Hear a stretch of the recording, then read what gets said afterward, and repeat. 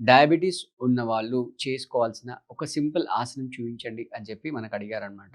అంటే మీరు ప్రతిరోజు మీరు మీల్ తీసుకున్న తర్వాత 5-10 మినిట్స్ ఈ ఆసన గనుక వేస్తే మీ డైజెషన్ చాలా చాలా ఇంప్రూవ్ అవుతుంది. పూర్తిగా పొట్ట నిండా అంటే లంగ్స్ నిండా గాలి పీల్చుకొని రైట్ మీ 2 చేతులతో ఇలా 2 హీల్స్ పట్టుకొని హీల్స్ కొంచెం సెపరేట్ చేసేసి స్లోగా బ్రీత్ ఔట్ చేస్తూ ఫార్వర్డ్ బెండ్ పొట్టని లోపలికి లాగుతూ ఫార్వర్డ్ బెండ్ చేయండి.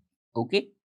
మళ్ళీ నెమ్మదిగా బ్రీత్ ఇన్ చేస్తూ పైకొచ్చింది. అంటే స్టార్టింగ్ స్టేజ్‌లో మీరున్నప్పుడు ఒక 10 టైమ్స్ ఫార్వర్డ్ బెండ్ అండ్ పైకి రావడం. ఈ బ్యాక్ బోన్ ఏదైతే ఉందో అది కర్వ్ అవ్వకూడదు. అది బెండ్ అవ్వకూడదు. అంటే ఇక్కడ టెయిల్ బోన్ నుంచి కంప్లీట్‌గా ఇలా ముందుకి బెండ్ అవ్వాలి. ఓకే. సో, అలా ఒక 10 times forward bend and up practice చేస్తూ దీంట్లో ఇంకా నెక్స్ట్ లెవెల్ కావాలంటే 2 చేతులు ఇలా ఫీస్ట్ అంటే పిడికిలు బిగించేసి ఇలా పెట్టుకున్నప్పుడు ఏమవుతుందంటే ఈ లెఫ్ట్‌ది ఎగ్జాక్ట్‌గా మన నావెల్ పక్కన ప్యాంక్రియాటిక్ గ్లాండ్ ఉంటుంది.